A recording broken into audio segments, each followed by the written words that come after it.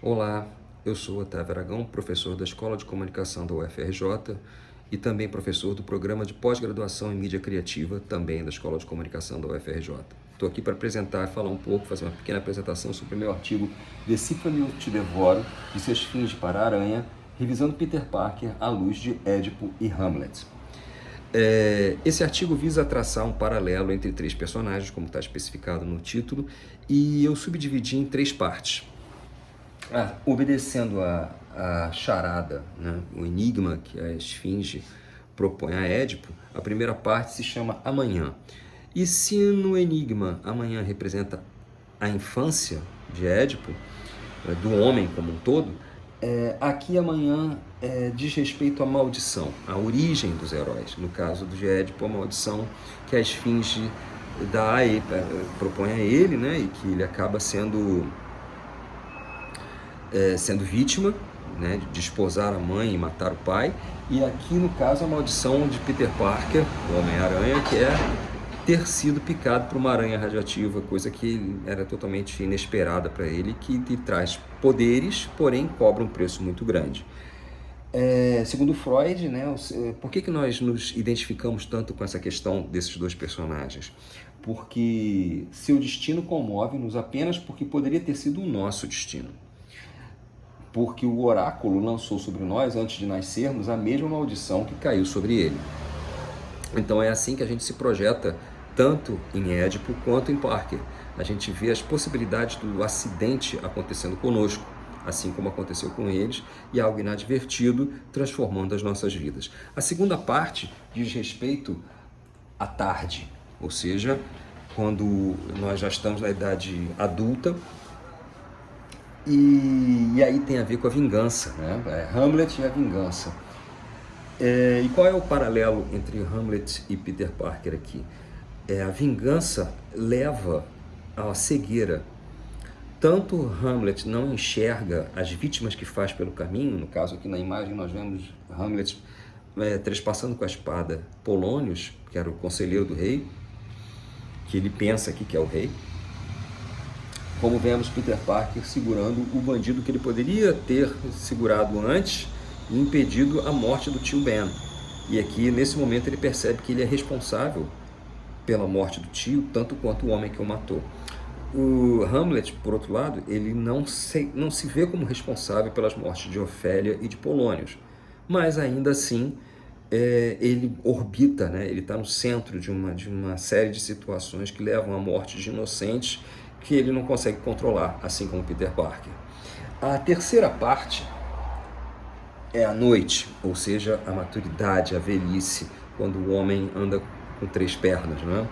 E a noite é a culpa de Peter Parker, coisa que nem Édipo nem Hamlet demonstram. Édipo até tem alguma culpa no final, enquanto que ele arranca os próprios olhos, mas a culpa do Peter Parker leva ele a tentar abandonar tudo, a tentar se esquecer de que ele foi o Homem-Aranha, porque ele atribui ao Homem-Aranha a culpa de todas as responsabilidades, mortes e eventos nefastos que aconteceram. Ele é engraçado, né? Porque ele acha que se livrando do personagem, ele se purifica de certa maneira. Então é como diz aqui o próprio Stan Lee, retirado dos quadrinhos. Talvez, de algum modo estranho e misterioso, quando ganhei outra identidade, eu tenha perdido a capacidade de ser feliz. Ele atribui a outra identidade mesmo toda a responsabilidade da sua infelicidade, e não as suas escolhas. Muito interessante, né? Então é a culpa. Na verdade, aquela história de com grandes poderes vem grandes responsabilidades, não, na verdade, com grandes poderes vem grande sentimento de culpa. Que é muito interessante, né, quando a gente começa a pensar nos paralelos entre esses dois personagens. Aí você tem, no caso do Parker, o ponto de vista do adolescente. Como o próprio Stanley fala assim, aqui, né, com grande poder vem outra coisa, grande responsabilidade. O ponto de vista adolescente é o que amplifica essa angústia do Parker, né? Se a gente parar para pensar, quando Édipo matou o pai e desposou a mãe, ele também era quase um adolescente, era um jovem adulto. E o mesmo pode se dizer de Hamlet. Hamlet, quando é deportado, ele é um jovem príncipe.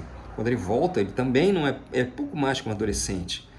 Então, todos esses problemas são problemas porque os protagonistas são jovens, são garotos, né? Se fossem um pouco mais velhos, talvez não houvesse tanta desgraça.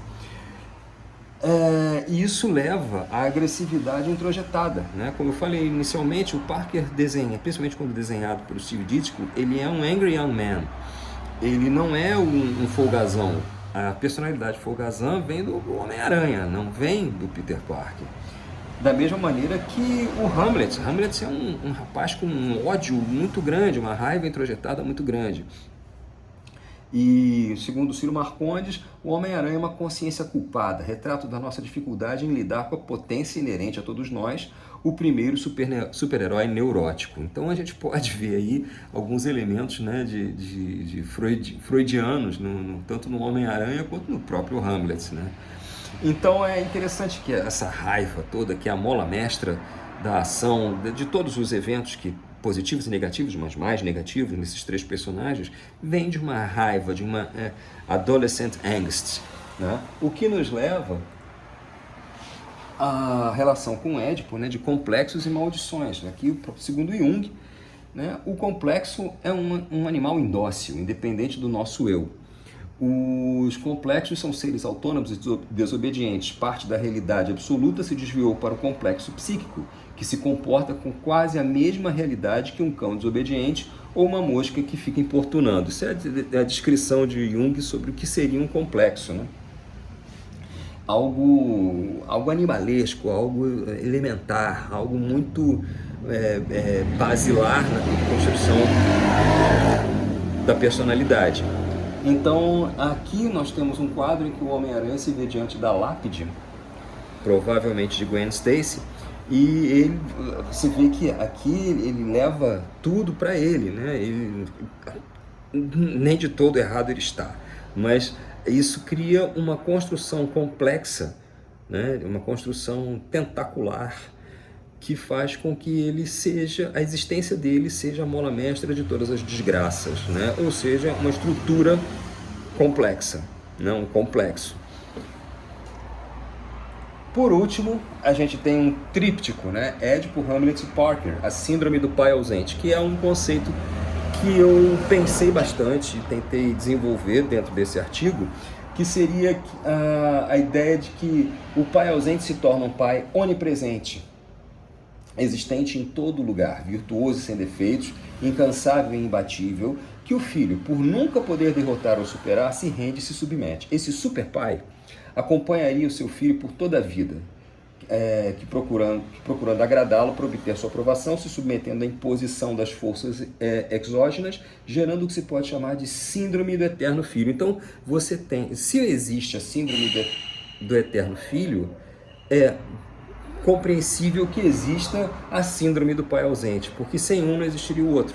No caso de Hamlet, você tem o fantasma. No caso de Édipo, você tem Laio, né, que ele mata e fica assombrando o resto da vida, mesmo sem ele perceber exatamente que tinha matado o pai.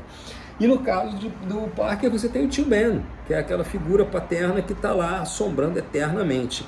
Então, é com a síndrome do pai ausente que eu acredito fechar os paralelos entre esses três personagens e embasar esse artigo com as falas de Jung, de Freud, do próprio Stan Lee, né, e do Ciro Marcondes. Então é isso que eu tenho a apresentar para vocês aqui. Muito agradecido. Obrigado.